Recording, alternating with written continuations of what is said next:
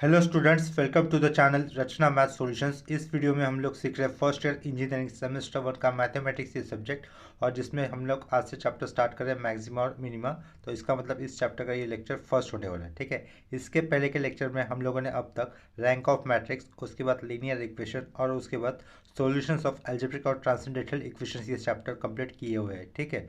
तो देखो, इस चैप्टर में मुझे क्या करवाना है अभी, मैक्सिमा एंड मिनिमा, ये चैप्टर का नाम तो हो गया। उसके अंदर हमें क्या करना होगा, to find maxima and minima of the function of the type. किस टाइप के फंक्शन रहेंगे, z is equal to f of x comma Y.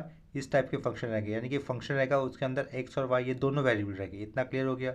उसके आगे क्या दिया है, कंडीशन ऑफ मैक्सिमा और मिनिमा की कंडीशन क्या होती है। देखो, फॉर मैक्सिमा और minima we must have r T minus S square. ये वैल्यू कैसी होनी चाहिए, हमेशा ग्रेटर देन इक्वल टू भी नहीं, हमेशा ग्रेटर देन जीरो ही आनी चाहिए, ठीक है। फॉर मैक्सिमा और मिनिमा किसी भी फंक्शन का निकालने के लिए R T minus S square ये वैल्यू हमेशा ग्रेटर देन जीरो होनी चाहिए। उसके आगे क्या लिखा है, F of x comma Y, यानी कि given function is maximum if R और T is less than zero. इसके बाद F of x comma Y is minimum if R और T is greater than zero, ये लिखा है। जिसमें आर और टी ये क्या होता है, या फिर ये एस भी क्या होता है, उसको हम लोग देखो नीचे लिखा है मैंने। वेयर आर का मतलब क्या होता है, एफ एक्स एक्स लिखा है और आगे लिखा है do square f upon do x square, ठीक है। एस का मतलब क्या दिया है, f x y which is equal to do square f upon do x do y. Is equal to नहीं होगा, यहाँ पर सेमी कॉलन होना चाहिए था। और आगे क्या लिखा है, t is equal to f y y is equal to do square f upon do y square, ठीक है। इतना क्लियर हो गया। तो ये एक्सप्रेशन एग्जैक्टली है क्या, अगर एक्चुअल क्वेश्चन आ जाएगा तो उसके अंदर आर एस और टी आपको डिफाइन हो जाएगा, क्लियर हो जाएगा। नेक्स्ट आगे क्या लिखा है, if r T minus S square अगर लेस देन जीरो होगा then f comma x y is neither maximum nor minimum, यानी कि f of x comma y ये जो भी फंक्शन होगा वो मैक्सिमम भी नहीं है, मिनिमम भी नहीं है। कौन सी कंडीशन पे, if r T minus S square is less than zero.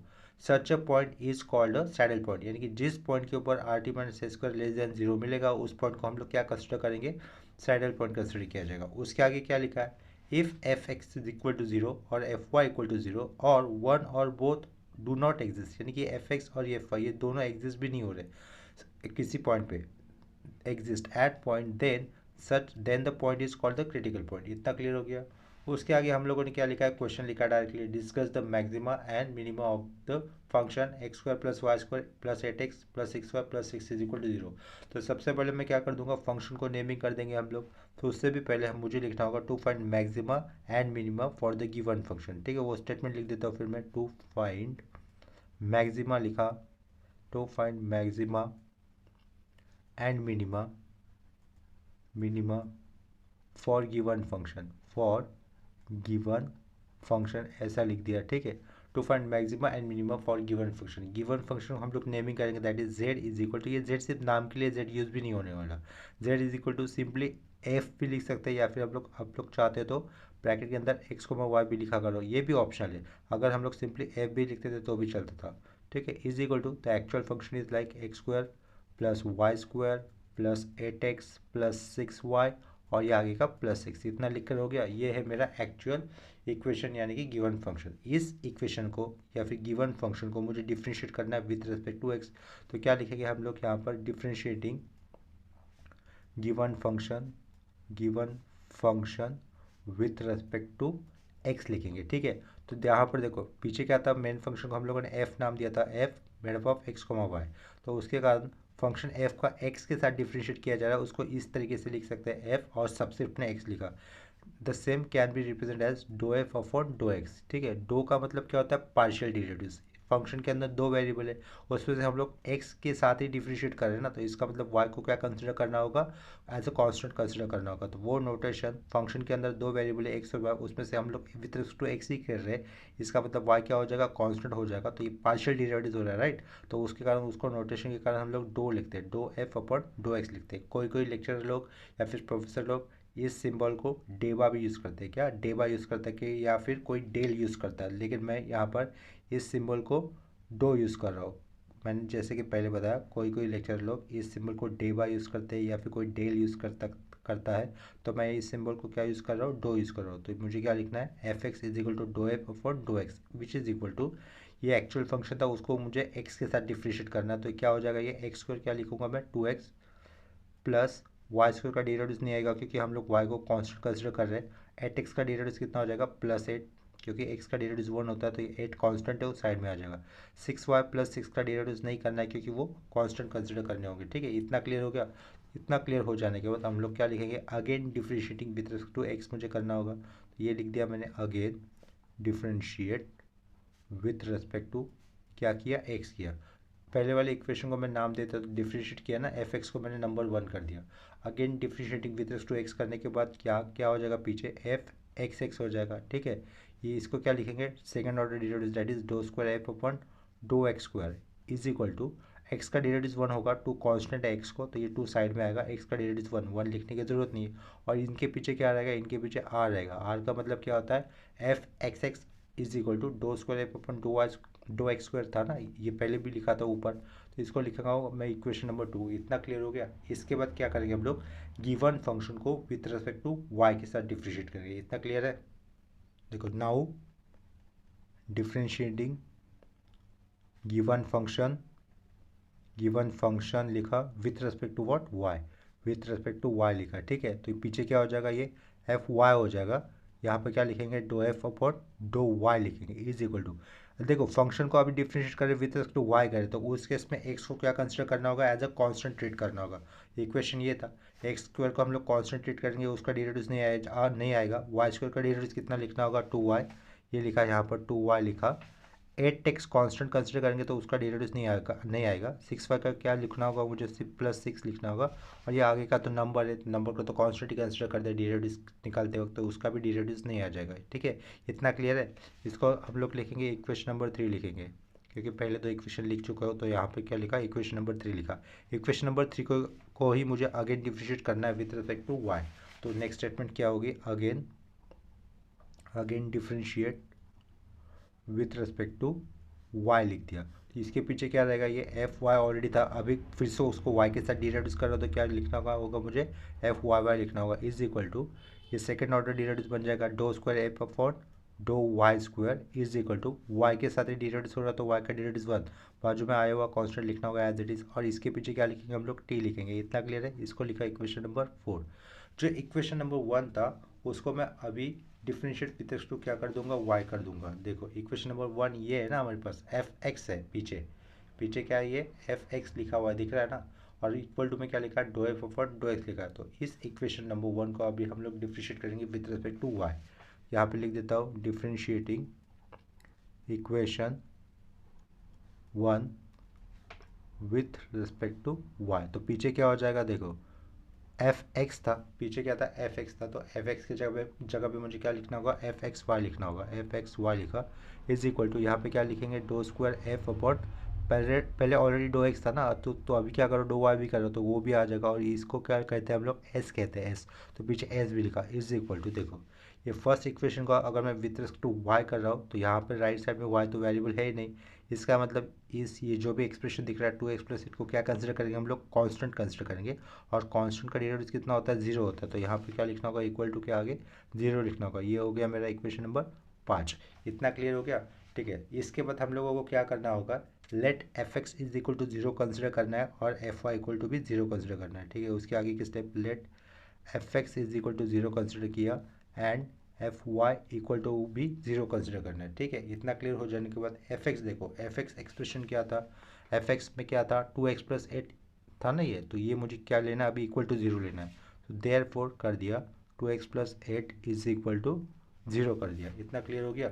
यहाँ पे पार्टीशन बना देता हूँ। और ये fy कितना आया था थर्ड इक्वेशन में, देखो 2y + 6 इज इक्वल टू, मुझे 0 कंसिडर करना होगा fy, तो fy की वैल्यू क्या लिखी, 2y + 6 लिखी, इक्वल टू क्या कर दिया, 0 कंसिडर कर दिया। इतना क्लियर हुआ। लेफ्ट साइड का अगर इक्वेशन मैं सॉल्व कर देता तो क्या हो जाएगा, ये +8 राइट साइड जाएगा तो क्या होगा, -8। और तो यहाँ से x की वैल्यू कितनी आ जाएगी, -4। यहाँ से x की वैल्यू कितनी मिली, -4 मिली। सिमिलरली राइट साइड का अगर हम लोग सिंप्लीफाई करते तो देखो y की वैल्यू कितनी आनी है, 2y = -6 हो जाएगा। इसका मतलब y की वैल्यू कितनी मिली, -3 मिली। देखो तो इससे मुझे एक पॉइंट बनाना है, तो वो पॉइंट लिख देता हूँ मैं, हियर वी गेट जो भी पॉइंट बनेगा ना हम लोग उसको क्या नाम देंगे, स्टेशनरी पॉइंट नाम देंगे। Here we get stationary point, STATRONARY। ठीक है, here we get stationary point -4 comma -3, यानी कि x की वैल्यू कितनी हो गई -4 और y की वैल्यू कितनी हो गई -3। ये एक ही पॉइंट मिला ना एज ए स्टेशनरी पॉइंट हमें यहाँ पर।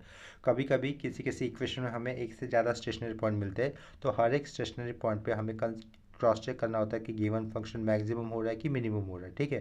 तो here we get stationary point -4 comma -3। अभी इसके बाद एक ही स्टेशनरी पॉइंट मिला ना, तो इस केस में मुझे एक ही स्टेशनरी पॉइंट पर फंक्शन मैक्सिमम है या मिनिमम है ये चेक करना होगा। इतना क्लियर हो गया। उसके बाद लिखूंगा मैं फॉर पॉइंट क्या लिखा -4 कॉमा -3 लिखा, ठीक है। अगर x की वैल्यू -4 है और y की वैल्यू -3 है, तो उस केस में r कितना होगा उसको कैलकुलेट करना होगा मुझे। देखो इक्वेशन नंबर 2 में r की वैल्यू आई थी ना, ये इक्वेशन 2 आपके सामने लिखा है मैंने। इक्वेशन नंबर 2 में r की वैल्यू फाइनली कितनी दिख रही है 2 दिख रही है। वहाँ पर x भी नहीं है y भी नहीं है ना पुट करने के लिए, तो डायरेक्टली क्या लिख सकता हूँ मैं r = 2 लिख सकता हूँ। और यहाँ पर s की वैल्यू कितनी होगी, x की वैल्यू इक्वेशन नंबर 5 से आ जाएगी। इक्वेशन नंबर 5 आपके सामने ऊपर देखो, यहाँ पर s की वैल्यू यहाँ पर डायरेक्टली 0 ही है, x भी नहीं है यहाँ पर पुट करने के लिए, y भी नहीं है, तो यहाँ पर मैं x की वैल्यू डायरेक्टली कितनी लिख सकता हूँ 0। यानी कि x की वैल्यू -4 लेने पर, y की वैल्यू -3 लेने पर s वाले एक्सप्रेशन में कोई फ़र्क नहीं पड़ रहा, तो एज इट इज लिखना होगा 0। इसके बाद t एक्सप्रेशन के बाद में बात करेंगे। t एक्सप्रेशन कहाँ से आता है, इक्वेशन नंबर 4 से आता है। इक्वेशन नंबर 4 में यहाँ पर देखो t = अल्टीमेटली कितना दिख रहा है 2 दिख रहा है, यानी कि सिर्फ 2 होगा। वहाँ पर x भी नहीं है पुट करने के लिए, y भी नहीं है, तो यानी कि t = कितना लिखना होगा मुझे 2 ही लिखना होगा। इतना क्लियर हो गया। देखो फॉर पॉइंट -4 कॉमा -3, यानी कि x की वैल्यू -4 y की वैल्यू -3 होने पर r 2 ही रह रहा है, s 0 होगा, उसमें भी कोई चेंजेस नहीं, और t की वैल्यू कितनी हो रही है 2 ही हो रही है। इसके बाद हम लोग क्या करेंगे, सिंस ऐसा लिखा जाएगा RT - s², ठीक है। इसको कैलकुलेट करना मुझे, r कितना था 2 था, t भी कितना था 2 था, माइनस s कितना था 0²। अगर इसको कैलकुलेट करते हैं तो देखो 2 × 2 कितना हो जाएगा 4, -0² 0², तो यानी कि ये वैल्यू कितनी मिली 4 मिली। 4 ये वैल्यू ग्रेटर देन 0 होती है कि नहीं होती, होती है। इसका मतलब RT - s², देखो इसको अंडरलाइन किया, RT - s², 4 ग्रेटर देन 0 होता है, RT - s² की वैल्यू कितनी आई 4, ये विच इज़ ग्रेटर देन 0। इसका मतलब मैक्सिमा या फिर मिनिमा निकलने की कंडीशन तो सेटिस्फाई हो गई। देखो किसी भी फंक्शन का मैक्सिमा या फिर मिनिमा कब निकलता है, जब RT - s² ग्रेटर देन 0 होता है, यही देखा था ना हम लोगों ने। ये फर्स्ट कंडीशन तो सेटिस्फाई हो गई। उसके बाद क्या करना होता है हमें, एस नहीं, R या फिर T की वैल्यू कंसिडर करनी होती है, तो हमेशा हम लोग R की वैल्यू कंसिडर करेंगे, ठीक है। तो आगे का पार्ट कर देता हूँ। ऑल्सो हियर R कैसा, देखो 2 है ना, R = 2 which is greater than 0। R की वैल्यू ग्रेटर देन 0 आई, इसका मतलब फंक्शन कैसा होगा, मिनिमम होगा। देयरफॉर ऐसा लिखा फिर, given function is minimum at point -4 comma -3, ठीक है। या फिर ऐसा भी लिख सकते हैं, therefore given function has minima at point -4 comma -3 and minimum value of the function is, and minimum value of the function is, वो वैल्यू मैं डायरेक्टली लिख सकता हूँ, यहाँ पर डायरेक्टली लिख दूंगा फंक्शन की वैल्यू। जो एक्चुअल क्वेश्चन था ना हमारा, जो एक्चुअल क्वेश्चन था, देखो ये क्वेश्चन था x² + y² + 8x + 6y + 6। इस क्वेश्चन में x की वैल्यू मुझे कितनी पुट करनी है -4, और y की वैल्यू कितनी पुट करनी है मुझे -3। तो x की वैल्यू -4 और y की वैल्यू -3 पुट करने पर इस इक्वेशन में हमें जो भी वैल्यू आ जाएगी वो क्या होगी, हमारी मिनिमम वैल्यू रहेंगी for the given function. And the minimum value of the function is, वो कितनी आती है यहाँ पर कैलकुलेट करने पर कितनी आएगी -19 आ जाएगी। तो यहाँ पर इस तरीके से हमारा ये पहला क्वेश्चन हो गया मैक्सिमा और मिनिमा इस कंसेप्ट के ऊपर। सेम कंसेप्ट के ऊपर अभी मैं दूसरा क्वेश्चन ले रहा हूँ, तो दूसरा और कुछ इस पर प्रैक्टिस हम करने पर आपको इस चैप्टर की कंसेप्ट अच्छी तरीके से समझ में आ जाएगी। तो दूसरा क्वेश्चन ले रहा हूँ मैं सेम कंसेप्ट के ऊपर। देखो दूसरा क्वेश्चन मैंने आपके सामने लिखा है। दूसरा क्वेश्चन क्या है, discuss the maxima and minima of function दिया है x³ + 6x² - y²। तो सबसे पहले स्टेटमेंट क्या लिखना होगा, to find maxima and minima for expression, to find maxima and minima for the function, ठीक है। फंक्शन को नाम नहीं, तो फंक्शन को हम लोग नाम दे देंगे सिंपली f(x, y) लिखा तो भी चलेगा, यहाँ पर z मेंशन नहीं करते हो मैं अभी, ठीक है। फंक्शन क्या है, x³ + 6x² - y²। तो सबसे पहले क्या करेंगे, गिवन फंक्शन को मुझे डिफ्रेंशिएट करना होगा विद रिस्पेक्ट टू x, तो वो स्टेटमेंट लिख देता हूँ, डिफ्रेंशिएटिंग गिवन फंक्शन लिखा मैंने, differentiating given function with respect to क्या लिखा, विथ रिस्पेक्ट टू एक्स लिखा। तो यहाँ पे पीछे क्या लिखना होगा मुझे, सिंपली एफ एक्स लिखना होगा, एफ एक्स लिख दिया इज इक्वल टू, यहाँ पे क्या करूँगा मैं, do f upon do x करूँगा, यानी कि फंक्शन के अंदर एक्स और वाई वेरिएबल है, उसमें से हम लोग सिर्फ एक्स के साथ डिफरेंशिएट कर रहे हैं, और जहाँ पर भी वाई होगा उसको क्या कंसिडर करना होगा, एज अ कांस्टेंट कंसिडर करना होगा। तो एक्स क्यूब का डेरिवेटिव कितना हो जाएगा, सिंपली 3x² आगे प्लस 6 कांस्टेंट इस साइड में आएगा, एक्स स्क्वायर का डेरिवेटिव होगा 2x, तो 6 × 2x 12x हो जाएगा आगे।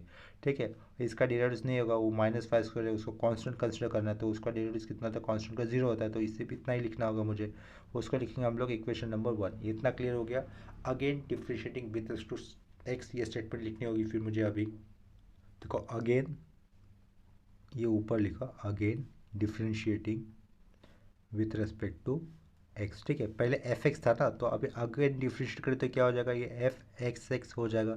यहाँ पर दो राइट साइड पे क्या होगा, डो स्क्वायर एफ अपन डो एक्स स्क्वायर, सेकेंड ऑर्डर का डेरिवेटिव हो जाएगा। ठीक है, पहले एक्सप्रेशन क्या आया हुआ था, देखो पिछले वाले पेज पर पहले एक्सप्रेशन क्या आया हुआ था, 3x², तो इसका डेरिवेटिव क्या हो जाएगा, 6x लिखा प्लस ये क्या हो जाएगा, 12x है ना, तो x का डेरिवेटिव होता है 1, तो यहाँ से 12 कांस्टेंट बचेगा, तो 6x प्लस कितना लिखा, 12 लिखा। इतना क्लियर हो गया। और इसके पीछे क्या लिखना होगा मुझे, इक्वल टू आर लिखूंगा मैं। आर का मतलब एफ एक्स एक्स होता था, ये पहले ही बताया था ना जब हम लोग पॉइंट डिस्कस कर रहे थे मैक्सिमा और मिनिमा के स्टार्टिंग में। तो ये आर इक्वल टू कितना होता है, एफ एक्स एक्स होगा, उसकी वैल्यू कितनी आई, 6x + 12 आई, उसको हम लोग लिखेंगे इक्वेशन नंबर 2। इतना क्लियर हो गया। यहाँ पर ये इक्वेशन नंबर 1 था, इक्वेशन 1 को अगेन डिफरेंशिएट किया विथ रिस्पेक्ट टू एक्स, तो यहाँ पे मुझे मिला इक्वेशन नंबर 2 मिला। इतना क्लियर है। इसके बाद हम लोग क्या करेंगे, गिवन फंक्शन को अभी विथ रिस्पेक्ट टू वाई के साथ डिराइव किया जाएगा। ठीक है, नाउ डिफरेंशिएटिंग गिवन फंक्शन लिखा हमने with respect to what, y. तो देखो पीछे क्या हो जाएगा, ये एफ वाई हो जाएगा, f Y equal to do f upon do y लिखना होगा। इतना क्लियर है। देखो फंक्शन क्या था, x³ + 6x² - y² था, ये फंक्शन आपके सामने लिखा, x³ + 6x² - y²। इस फंक्शन को अगर मैं y के साथ डिफरेंशिएट करता हूँ तो क्या हो जाएगा, पहला वाला x³ का टर्म कांस्टेंट, या ये x वाला टर्म कांस्टेंट, माइनस साइड में रहेगा y² का डेरिवेटिव 2y, दैट इज क्या लिखना होगा, -2y लिखना होगा। एफ वाई कितना लिखूंगा मैं, सिंपली -2y लिखा। इसको लिखेंगे हम लोग इक्वेशन नंबर 3। अभी इक्वेशन नंबर 3 को मुझे डिफरेंशिएट करना है again with respect to y, तो वहाँ पे स्टेटमेंट आ जाएगी again differentiate with respect to y करेंगे। ठीक है, तो ये के पीछे क्या हो जाएगा, एफ वाई हो जाएगा is equal to, right side में क्या लिखना होगा, second order derivative that is do square f upon do y square, is equal to, यहाँ से सिर्फ -2 रहेगा, इक्वेशन नंबर ये 4। ठीक है, एफ वाई का मतलब क्या होता है, टी होता है ना। इतना क्लियर हो गया। यहाँ पे लिखूंगा मैं डिफरेंशिएटिंग इक्वेशन 1 लिखा विथ रिस्पेक्ट टू वाई, क्या लिखा, differentiating equation 1 with respect to Y.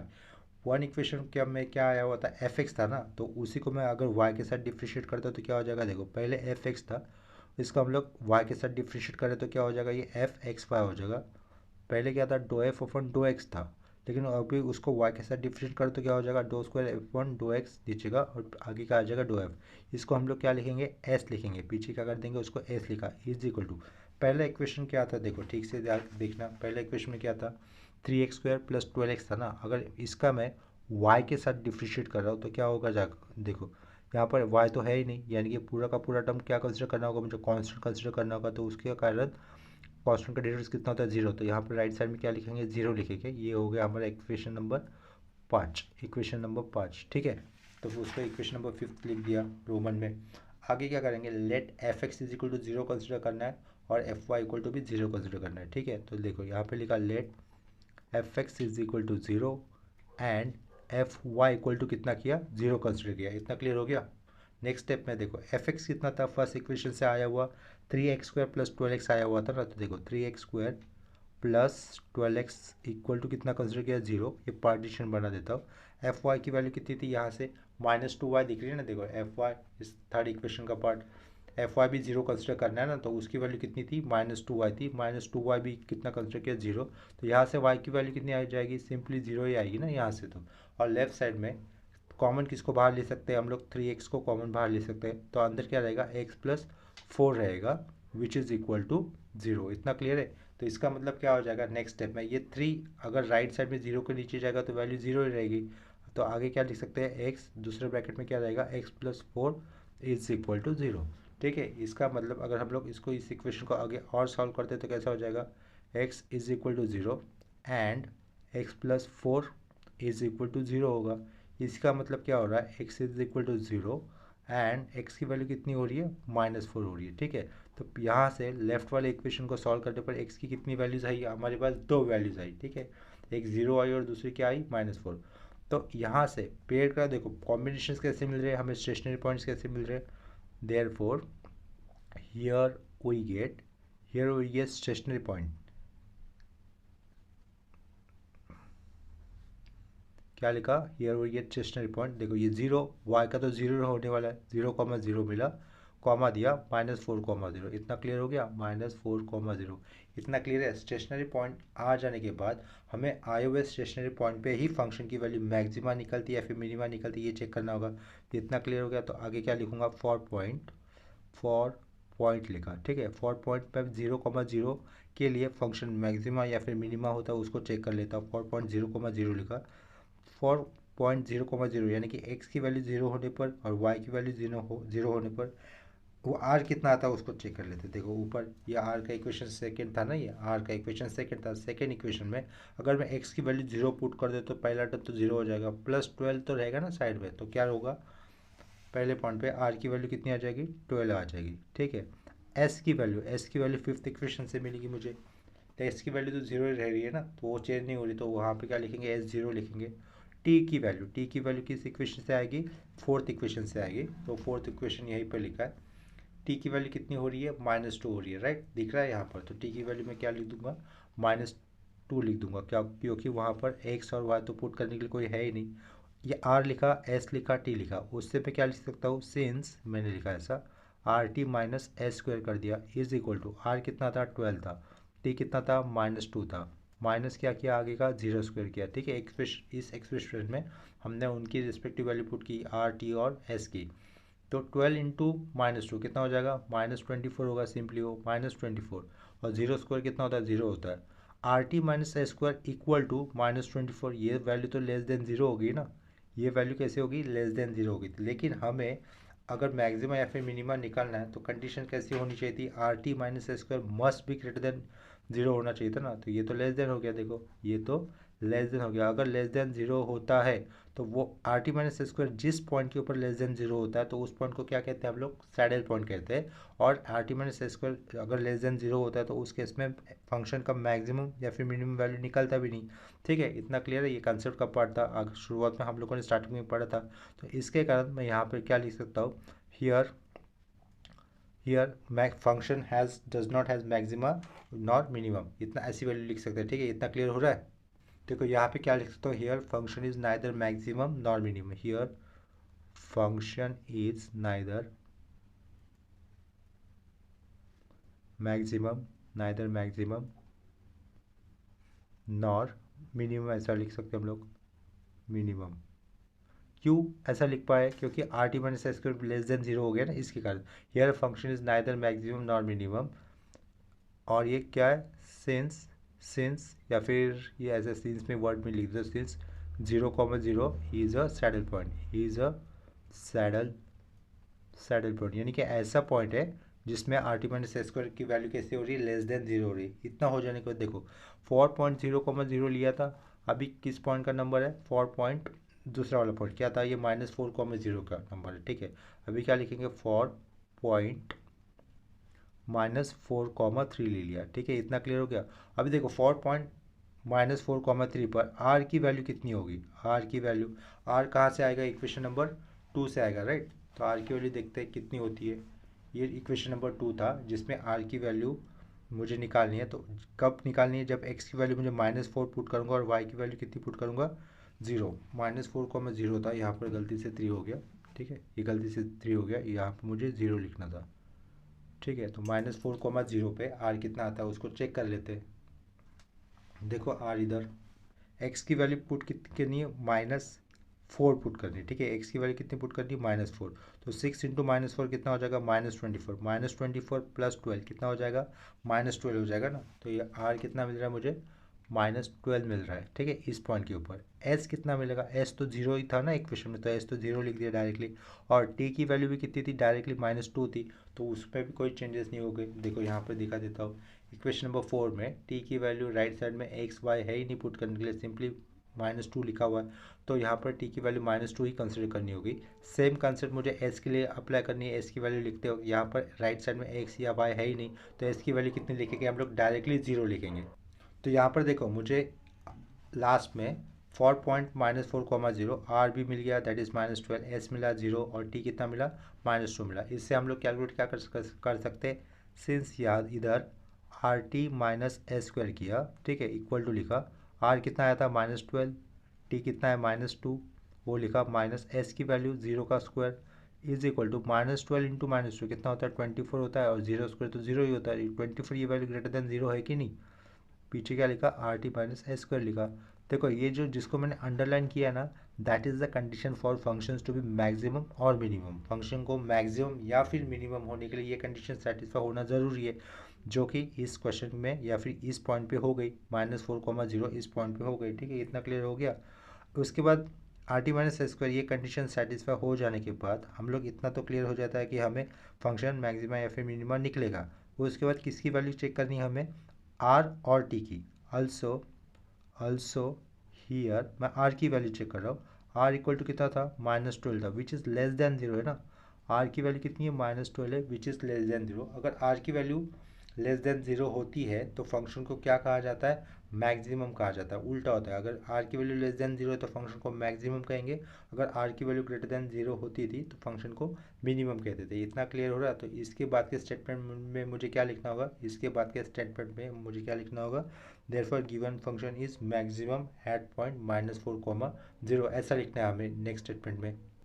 Therefore given function has maximum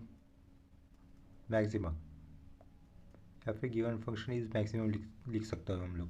therefore given function has maximum at point -4, 0, इतना लिखा। Therefore given function has maximum at point -4, 0 and the maximum value of the function is, ऐसा मुझे लिखना होगा, and the maximum value of function is, ठीक है। तो function actually function क्या था, x³ + 6x² - y² था ना। उस फंक्शन में हमें ये -x की जगह पे -x पुट करना है, x की जगह पे ये -x नहीं, x की जगह पे मुझे ये -4 पुट करना है, और y की जगह पे मुझे ये 0 पुट करना है। तो वो वैल्यू फंक्शन में पुट करने पर जो भी आंसर होगा वो हमारा क्या होगा, the given maximum value of the given function. इतना क्लियर हो गया। तो उस वैल्यू को मैं कैलकुलेट कर देता हूँ। कैलकुलेट करने पर वो वैल्यू आती है 32, ठीक है, इतना क्लियर हो गया। तो सेकंड क्वेश्चन हमारा सेम कंसेप्ट के ऊपर क्लियर हो गया। इसी तरीके से अभी हम लोग नेक्स्ट क्वेश्चन ले रहे हैं सेम कंसेप्ट के ऊपर। देखो नेक्स्ट क्वेश्चन मैंने आपके सामने लिखा है। नेक्स्ट क्वेश्चन में क्या दिया है, discuss the maxima and minima of x³ + y³ -3x -12y +40। तो सबसे पहले स्टेटमेंट क्या लिखना होगा, to find maxima and minima for the given function, ऐसा लिखना होगा। देखो वो वाला स्टेटमेंट मैंने यहाँ पे लिख दिया, to find maxima and minima for z = f(x, y) function x³ + y³ -3x -12y +40। ठीक है, इसके बाद क्या करेंगे, गिवन फंक्शन को हम लोग डिफरेंशिएट करेंगे विथ रिस्पेक्ट टू x। तो वो स्टेटमेंट लिखा मैंने, गिवन डिफरेंशिएटिंग लिख देता हूँ, differentiating given function with respect to क्या करना है हमें, विथ रिस्पेक्ट टू एक्स करना है। ठीक है, तो given function with respect to x करने के बाद, differentiating given function with respect to x करने के बाद पीछे क्या आ जाएगा, सिंपली एफ एक्स आ जाएगा, और यहाँ पे क्या लिखना होगा, do f upon do x लिखना होगा, इक्वल टू एक्स के ऊपर डेरिवेटिव कितना हो जाएगा, 3x² लिखा, y³ कांस्टेंट है, उसको नहीं, उसका डेरिवेटिव नहीं आ जाएगा, यहाँ पे -3 आएगा, -3x का डेरिवेटिव 1, -12y नहीं आएगा, और ये 40 भी नहीं आ जाएगा। इतना क्लियर हो गया। उसको लिखेंगे हम लोग इक्वेशन 1।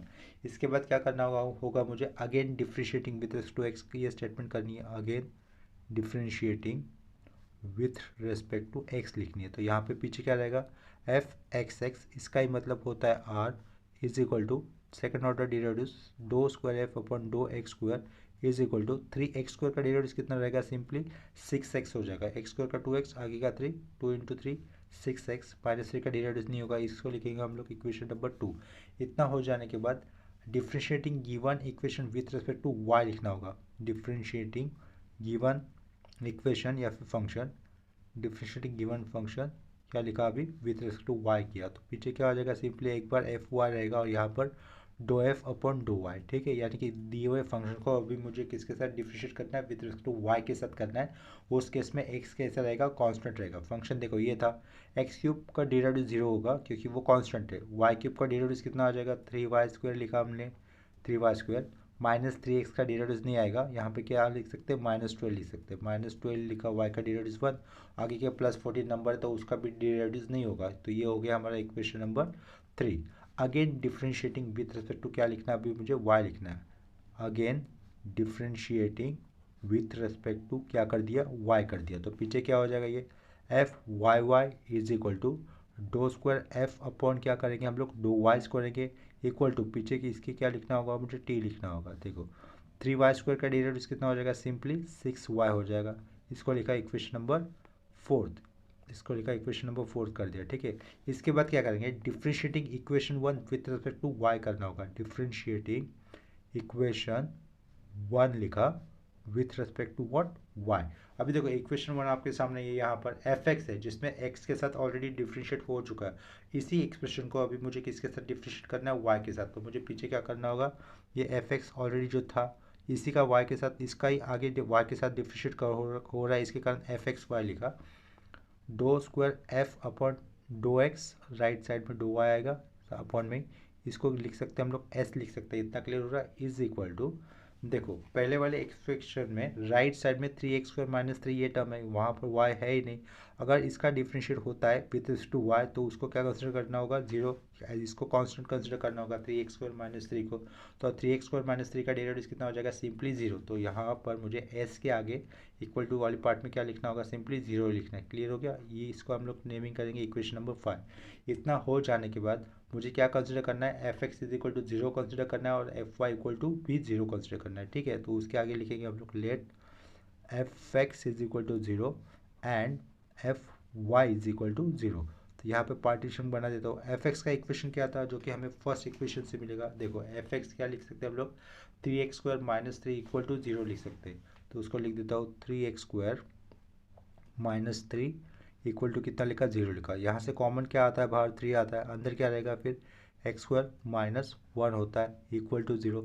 ये 3 0 के नीचे जाएगा तो क्या रहेगा, simply x square -1 equal to 0 हो जाएगा। इतना क्लियर हो रहा है। देखो एक्स स्क्वायर इक्वल टू क्या हो जाएगा, फिर ये राइट साइड -1 राइट साइड जाएगा तो क्या होगा, प्लस हो जाएगा। अगर हम लोग दोनों साइड स्क्वायर रूट लेते हैं तो इसका मतलब एक्स की वैल्यू क्या हो जाएगी, एक्स इज इक्वल टू +- 1 हो जाएगी ना। एक्स स्क्वायर इक्वल टू 1 लिखा है, अगर मैं दोनों साइड से स्क्वायर रूट लेता हूँ तो एक्स की वैल्यू कितनी हो जाएगी, +-1। सिंपली लेफ्ट साइड से एक्स की वैल्यू कितनी है, हमारे पास 2 वैल्यू है। अभी f Y equal to 0 consider करना है। एफ वाई इक्वल टू 0 मुझे थर्ड इक्वेशन से कंसिडर लेना होगा। 3y स्क्वायर कितना है, -12 है, तो यहाँ पे देखो 3y square -12 is equal to कितना किया हम लोगों ने, 0 लिया। इस इक्वेशन से राइट साइड वाले तीन कॉमन बाहर आता है तो वाई स्क्वायर माइनस कितना रहेगा, सिंपली 4 रहेगा इक्वल टू 0। ये 3 0 के नीचे जाएगा तो इक्वेशन कैसा हो जाएगा, वाई स्क्वायर -4 इक्वल टू 0। ये -4 अगर राइट साइड में पुट कर दे तो क्या हो जाएगा, वो +4 हो जाएगा। वाई स्क्वायर इक्वल टू +4 ये आया। अगर इसका हम लोग वो taking both square root to both side लेते हैं तो क्या हो जाएगा, वाई इक्वल टू कितना हो जाएगा, +-2। इतना क्लियर हो गया। तो हमें देखो x +-1 है और y क्या आया, +-2 आया। इतना क्लियर हो रहा है। तो हमें यहाँ पर स्टेशनरी पॉइंट्स कितने मिल रहे हैं, जितने भी स्टेशनरी पॉइंट की जितनी भी पॉसिबिलिटी क्रिएट हो रही है, बन रही है, वो सब हमें मुझे कंसिडर करना होगा, ठीक है। तो हियर वी गेट लिखा stationary points, here we gate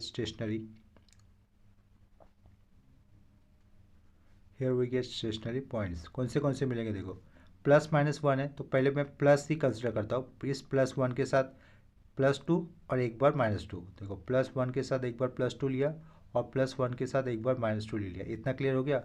अभी इस -1 के साथ कॉमा दिया, यहाँ पर कॉमा दे दिया। -1 के साथ एक बार +2 होगा y वाला और एक बार -2 होगा। इतना क्लियर हो गया। Here we get stationary points +1, -2, +1, -2, -1, -2 और -1, -2। इतना क्लियर होगा। ये स्टेशनरी पॉइंट कैसे आए, इसका पेयर कैसे बनाया, ये भी आप लोगों को इजी कंसेप्ट समझा होगा। इसके बाद हर एक स्टेशनरी पॉइंट पे दिए हुए फंक्शन का मैक्सिमम वैल्यू या फिर मिनिमम वैल्यू निकलता है, ये हमें चेक करना है। और चेक करते वक्त क्या कंडीशन ट्रू होनी चाहिए, हमारी सही होनी चाहिए। RT-S² कैसा होना चाहिए, > 0 मिलना चाहिए। तो वो कंडीशन हम लोग चेक कर लेते हैं हर एक इंडिविजुअल पॉइंट पे। तो सबसे पहले क्या लिखूंगा मैं, फॉर पॉइंट 1, 2 ये चेक कर लेते हैं, इसके ऊपर चेक कर लेते हैं। देखो यहाँ पर लिखा है मैंने for point 1, 2। For point 1, 2 x की वैल्यू कितनी होगी, 1 होगी, और वाई की वैल्यू कितनी होगी, 2 लिखी, 2 होगी। तो आर कितना आता है, एक्स की वैल्यू 1 होने पर और वाई की वैल्यू 2 होने पर, फ्रॉम 4.12 आर कितना आता है। देखो आर की वैल्यू इक्वेशन नंबर 2 से मिलनी थी ना हमें, तो आर कितना आता है, इक्वल टू 6x आया था, जिसमें एक्स की वैल्यू पुट करनी है, और एक्स तो कितना हो रहा है, 1 हो रहा है। तो 6 × 1 कितना रहेगा, आर 6 हो जाएगा। तो आर इक्वल टू 6 लिखा। बाजू में एस लिख देता हूँ, एस इक्वेशन नंबर 5 से आने वाला है। तो इक्वेशन नंबर 5 में एस की वैल्यू कितनी, 0 ही है। तो मुझे क्या लिखना होगा, एस की वैल्यू सिंपली 0 यूज़ करनी है यहाँ पर। एस की वैल्यू सिंपली 0 है ना, पीछे देखो एस है, तो मुझे सिंपली यहाँ पर एस की वैल्यू कितनी लेनी है, 0 कंसिडर करनी। उसके बाद टी लिखना है, 1, 2 इस पॉइंट के ऊपर टी की वैल्यू कितनी आएगी, टी यह आएगा हमें इक्वेशन नंबर 4 से। ये टी पॉइंट क्या था, 1, 2 था, तो वाई की वैल्यू 2 है, 6 × 2 कितना होगा, 12 हो जाएगा। तो ये टी कितना मिला मुझे, 12 मिला। इतना क्लियर हो रहा है। उतना हो जाने के बाद हम लोग कंडीशन देखेंगे, सिंस क्या लिखा, RT-S² is equal to, R की वैल्यू है 6 ब्रैकेट में, टी की वैल्यू है 12 एक ब्रैकेट में, माइनस एस तो 0 था, 0² तो 0 ही होता है, इज इक्वल टू 12 6 कितना होगा, 72। ये वैल्यू > 0 हो रही है ना, देखो यहाँ पे अंडरलाइन किया और ये यहाँ पर भी अंडरलाइन किया। इसका मतलब RT-S² कैसा आया, > 0 आया। मैक्सिमम या फिर मिनिमम निकलने की कंडीशन सेटिस्फाई हो रही है। उसके बाद क्या चेक किया जाएगा, सेपरेटली आर की वैल्यू या फिर टी की वैल्यू चेक की जाएगी। अल्सो पे आर की वैल्यू चेक कर रहा हूँ, और सो आर इक्वल टू कितना है, 6 है, विच इज़ ऑल्सो > 0। यानी कि आर की वैल्यू > 0 है, तो फंक्शन को क्या कहेंगे हम लोग, मिनिमम कहेंगे। Therefore given function is minimum, therefore given function is minimum at point which point 1, 2, ठीक है। 1.2 पे फंक्शन की वैल्यू कैसी होगी, मिनिमम होगी। And the minimum value of the function is, जो भी मिनिमम वैल्यू होगी उसको कैलकुलेट कर देंगे हम लोग। तो वाला स्टेटमेंट लिख देता हूँ, and the minimum value of function is, and the minimum value of function is, ठीक है। तो 1 और 2 ये वैल्यू एक्चुअल दिए हुए क्वेश्चन में हम लोग एक्स और वाई की जगह पे प्लेस करेंगे, तो उससे फंक्शन की मिनिमम वैल्यू क्या आती है उसको मैं कैलकुलेट करके यहाँ पर डायरेक्टली लिख दूंगा, ठीक है। फंक्शन की मिनिमम वैल्यू कैलकुलेट करने पर हमें मिल रही है 22, तो वो 22 वहाँ पर मैंने लिख दिया, ठीक है। इसके बाद अभी हम लोग दूसरा पॉइंट लेंगे, फॉर पॉइंट देखो पहले क्या लिखा था, 1, 2 लिखा था, अभी क्या लिख देता हूँ, 1, -2। इस पॉइंट के ऊपर आर एस और टी कितना आता है उस वैल्यू को हम लोग चेक कर देंगे, ठीक है। आर में क्या था, इक्वेशन नंबर में 6x था ना, तो ये तो आर की वैल्यू सेम रहेगी, दूसरा वाला इक्वेशन तो 0 रहेगा। और यहाँ पर देखो टी की वैल्यू क्या हो जाएगी वो चेक कर लेता हूँ। देखो टी की वैल्यू क्या आई थी, राइट साइड में इक्वेशन नंबर 4 में 6y आई थी, y कितना है, -2, तो 6 × -2 कितना हो जाएगा, -12 हो जाएगा। तो यहाँ पे मुझे टी कितना लिखना होगा, फिर -12 लिखना होगा, ठीक है। इतना उसको मैंने एक ब्रैकेट में लिख दिया, -12। इसके आगे हम लोग क्या कर सकते हैं, सिंस RT-S² करेंगे, RT-S², आर कितना था, 6 था, टी कितना था, -12 था, और ये -0 का स्क्वायर, ठीक है। तो 6 × -12 कितना होगा, -72। ये तो वैल्यू <0 हो गई, अंडरलाइन कर दिया, यहाँ पे क्या कर दिया, RT-S²। लेकिन देखो फंक्शन को मैक्सिमा या फिर मिनिमा होने के लिए RT-S² मस्ट भी > 0 होना चाहिए, <0 तो होना ही नहीं चाहिए। अगर <0 हो जाता तो हम लोग क्या कहेंगे, function is neither maximum nor minimum. तो यहाँ पे क्या लिख दूंगा, here function is neither maximum nor minimum. इतना क्लियर हो रहा है, function is neither maximum nor minimum, ठीक है। Since 1, -2 is a saddle point, इतना क्लियर हो गया। ऐसा हो जाने के बाद अभी फिर नेक्स्ट जो पॉइंट था उस पॉइंट के ऊपर हम लोग फंक्शन मैक्सिमा आ रहा है कि मिनिमम आ रहा है ये चेक करना होगा मुझे। तो नेक्स्ट पॉइंट क्या लिख देता हूँ मैं, फॉर पॉइंट -1, 2, ठीक है। -1, 2 कंसिडर कर लेते हैं। फॉर पॉइंट -1, इस पॉइंट पे आर की वैल्यू कितनी मिलेगी, 6x था ना इक्वेशन, तो x तो -1 है, तो यहाँ पे क्या लिखना होगा -6, s तो 0 ही हो रहा है तो s 0 लिखा, और t कैसा था 6y था, तो 6 इंटू 2 यानी कि कितना आ जाएगा 12 हो जाएगा, तो कितना आ जाएगा t इज इक्वल टू 12 लिखा। इसके आगे since R T minus S square किया इज इक्वल टू आर की वैल्यू है -6, टी की वैल्यू है 12, ये -0 का होल स्क्वायर हो जाएगा, -6 इंटू 12 कितना होगा -72 होगा, विच इज़ लेस देन 0। ठीक है, इसका मतलब ये R T minus S square कैसा आ रहा है, R T minus S square less than 0 आ रहा है ना, लेस देन 0 आ रहा है, तो ऐसा तो हो नहीं सकता, R T minus S square हमें ग्रेटर देन 0 ही होना चाहिए for function to be maximum और फिर मिनिमम। इसके कारण हम लोग ऊपर कई लाइन्स लिख सकते हैं, हियर फंक्शन इज नाइदर, क्या लिख सकते हैं हम लोग, फंक्शन इज नाइदर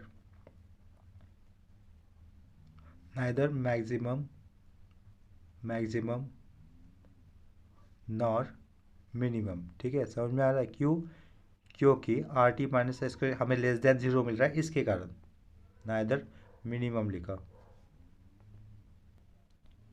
यहाँ पे -1, 2 इज ए सैडल पॉइंट, ऐसे लिख सकते हैं, सिंस -1, 2 इज अ सैडल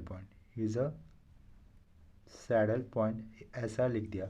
इसके बाद लास्ट का पॉइंट क्या था हमारा, -1, -2, यही पॉइंट बचा था ना अभी चेक करने के लिए फंक्शन की मैक्सिमम या फिर मिनिमम वैल्यू के लिए, वो वाला पॉइंट लेंगे फिर लास्ट का, 4 पॉइंट -1, -2 इतना कंसिडर कर लिया। ठीक है, देखो आर का इक्वेशन क्या था, 6x आया हुआ था, तो 6x इंटू -1 यानी कि x की जगह पे अगर -1 पुट कर देता हूँ, x इंटू -1 ये रॉन्ग हो गया, r की वैल्यू कितनी आई थी 6x आई थी, x की जगह पे -1 पुट कर देता हूँ, 6 इंटू -1 कितना हो जाएगा -6, तो यह r की वैल्यू मिली -6, s तो 0 ही होने वाला है, और t कितना हो जाएगा, t 6y था, तो 6 इंटू वाई की जगह पे -2 कितना हो जाएगा -12, टी की वैल्यू कितनी हो गई -12 हो गई।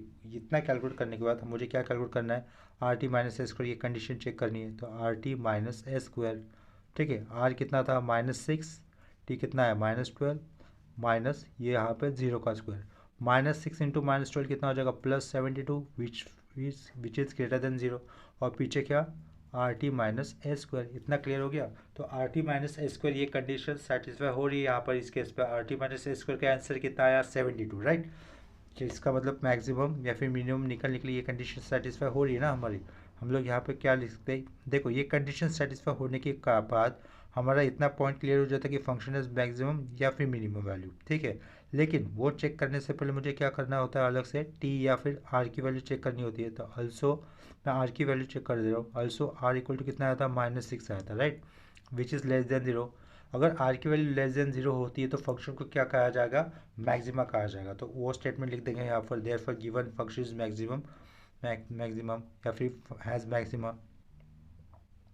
तो यहाँ पर स्टेटमेंट लिख दी, therefore given function has maxima, and लिखा, and maximum value of the function is, and maximum value of the function is. ठीक है, therefore given function has maxima, ये पॉइंट लिख देता हूँ, पॉइंट मेंशन कर देता हूँ, therefore given function has maxima at कौन सा पॉइंट -1, -2, इस पॉइंट पे function has maxima, and the maximum value of the function, ये जो भी पॉइंट है -1, -2, ये पॉइंट को मुझे एक्चुअल क्वेश्चन में जहाँ पर x है वहाँ पर -1 पुट करना है, और जहाँ पर y था वहाँ पर -2 पुट कर जो भी आंसर आएगा वो मुझे वो फंक्शन की एज ए मैक्सिमम वैल्यू में पुट करना होगा। इतना क्लियर हो रहा है, तो फंक्शन की मैक्सिमम वैल्यू कैलकुलेट करने पर मुझे आंसर कितना मिल रहा है 58, तो हम लोग लास्ट में स्टेटमेंट में ऐसे लिख सकते हैं, therefore and the maximum value of the function is 58। इतना क्लियर हो गया।